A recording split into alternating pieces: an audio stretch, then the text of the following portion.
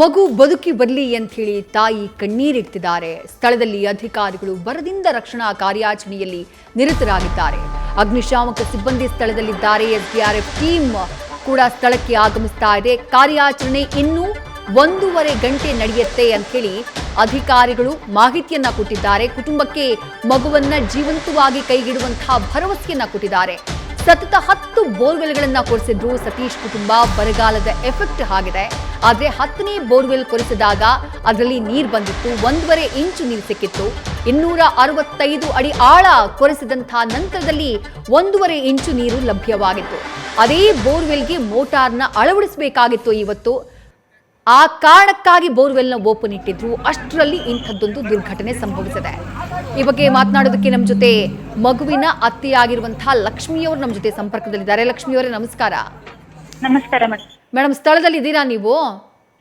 ಹಾ ಮೇಡಮ್, ನಾನು ಸ್ಥಳದಲ್ಲಿ ಏನ್ ಹೇಳ್ತಿದ್ದಾರೆ ಅಧಿಕಾರಿಗಳು? ಇನ್ನು ಎಷ್ಟು ಹೊತ್ತಾಗಬಹುದಂತೆ ಲಕ್ಷ್ಮಿ? ಅಧಿಕಾರಿಗಳು ಇನ್ನೊಂದು 30 ನಿಮಿಷ ಅಥವಾ ಇನ್ನೊಂದು 40 ನಿಮಿಷದೊಳಗೆ ತೆಗಿತೀನಿ ಅಂತ ಹೇಳ್ತಿದ್ದಾರೆ ಮೇಡಮ್. ಕಾರ್ಯಾಚರಣೆಯಲ್ಲಿ ಇದೆ. ಹಾ ತೆಗಿತಿದ್ದಾರೆ ಮೇಡಮ್. ಮಗುವಿನ ಚಲನವಲನ ಏನಾದ್ರೂ ಗಮನಿಸಿದ್ರ ನೀವು ಕೂಡ? ಕ್ಯಾಮೆರಾದಲ್ಲಿ ಅಲ್ಲಾಡ್ತಾ ಇರೋದೆಲ್ಲ ಕಾಣಿಸ್ತಾ ಇದೆಯಾ? ಹಾ ಮೇಡಮ್, ಕಾಲ್ಗಳು ಅಲ್ಲಾಡ್ತಾ ಇವೆ. ಹಾ ಚಲನವಲನಗಳು ಆಗ್ತಿದೆ. ನೀವು ಮಗುವಿಗೆ ಅತ್ತೆ ಆಗ್ತೀರಾ? ಅಂದ್ರೆ ಸತೀಶ್ ಅವ್ರ ತಂಗಿನಾ ನೀವು? ಹೌದು ಮೇಡಮ್.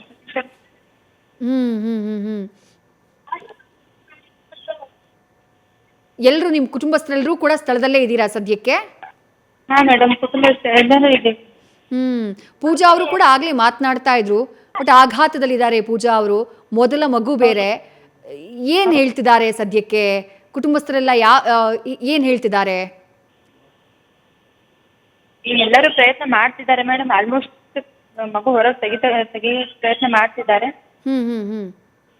ಇನ್ನು ಕೆಲವೇ ಕ್ಷಣಗಳಲ್ಲಿ ಮಗು ಹೊರಗೆ ಬರ್ತಿದೆ ಅಂತ ಅಧಿಕಾರಿಗಳು ಹೇಳ್ತಿದ್ದಾರೆ ಮೇಡಮ್. ಅಧಿಕಾರಿಗಳು ಕಾಯ್ತಿದ್ದಾರೆ. ಇದು 10ನೇ ಬೋರ್ವೆಲ್ಲು ಅಂತ ಕೇಳಿದ್ವಿ ನಾವು, ಮಾಹಿತಿ ಸಿಕ್ತು ನಮ್ಗೆ. ಹೌದಾ ಸತೀಶ್ ಅವರು ಕೊಡಿಸಿದ್ದು? ಹೌದು ಮೇಡಮ್, 10ನೇ ಬೋರ್ವೆಲ್. ಒಂದ್ ಬೋರ್ವೆಲ್ಗೆ ಎಲ್ಲ ಮೋಟರ್ ಕೂಡಿಸಿದ್ದಾರೆ ಮೇಡಮ್. ಇದಕ್ಕೆ ಏನೇನ್ ಕೂಡಿಸ್ಬೇಕು ಅನ್ನೋಷ್ಟರಲ್ಲಿ ಹುಡುಗ ಅವ್ರೇನೋ ಅಲ್ಲಿ ಕೆಲಸದಲ್ಲಿ ಇದ್ರು. ಅವಾಗ ಹುಡುಗ ತಪ್ಪಿ ಬಂದ ಬೋರ್ವೆಲ್. ಅಂದ್ರೆ ಮಗು ಆಟ ಆಡ್ತಾ ಇರೋದು ಯಾರ ಗಮನಕ್ಕೂ ಬಂದಿಲ್ಲ ಕೊಳವೆ ಬಾವಿ ಹತ್ರ? ಗಮನಕ್ಕೂ ಬಂದಿಲ್ಲ ಮೇಡಮ್, ಯಾರ ಗಮನಕ್ಕೂ. ನಾನು ಆಗ್ಲೇ ಕೇಳ್ತಾ ಇದ್ದೆ ಮತ್ತೊಬ್ಬ ಸಂಬಂಧಿಕರಿಗೂ ಕೂಡ, ನಿಮ್ಗೂ ಕೇಳ್ತೀನಿ. ಆ ಕೊಳವೆ ಬಾವಿ ಮನೆಯಿಂದ ಎಷ್ಟು ದೂರದಲ್ಲಿದೆ? ಮನೆಯಿಂದ 70 ಫೀಟ್ ಇದೆ ಮೇಡಮ್. ಅಂದ್ರೆ ತುಂಬಾ ಹತ್ರದಲ್ಲೇ ಇದೆ ಕೊಳವೆ ಬಾವಿ? ಹಾ ಮೇಡಮ್, ಹತ್ರದಲ್ಲೇ ಇದೆ. ಮನೆಯಿಂದ 70 ಫೀಟ್ ಇದೆ. ಇನ್ನೊಂದು ಬೋರ್ವೆಲ್ ಇದೆ ಅಲ್ವಾ ಮೇಡಮ್, ಅದರಿಂದ 50 ಫೀಟ್ ದೂರದಲ್ಲಿದೆ ಮೇಡಮ್. ಇವ್ರು ಆ ಕಡೆ ಮೋಟಾರ್ ಅಳವಡಿಸ್ತಾ ಇರುವಂತಹ ಟೈಮ್ ನಲ್ಲಿ ಇಲ್ಲಿ ಮಗು ಬಿದ್ದಿರೋದು? ಹಾ ಮೇಡಮ್, ಆ ಕಡೆ ಮೋಟರ್ ಅಳವಡಿಸ್ತಾ ಇದ್ರು. ಈ ಬೋರ್ವೆಲ್ ಮೋಟರ್ ಅಳವಡಿಸ್ಬೇಕಂತ ಇದ್ರು ಮೇಡಮ್.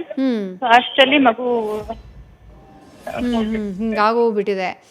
ಈಗ ಸ್ಥಳಕ್ಕೆ ಅಧಿಕಾರಿಗಳೆಲ್ಲ ಬಂದಿದಾರಲ್ಲ, ನಿಮ್ಮ ಹತ್ರ ಏನ್ ಹೇಳಿದ್ರು? ಕಾರ್ಯಾಚರಣೆ ಮಾಡ್ತಿದ್ದಾರೆ ಮೇಡಮ್. ಅವ್ರು ನಮ್ಮ ಪ್ರಯತ್ನ ಮಾಡ್ತೀವಿ, ಆದಷ್ಟು ಮಗನ ಉಳಿಸ್ತೀವಿ ಅಂತ ಹೇಳಿದ್ದಾರೆ.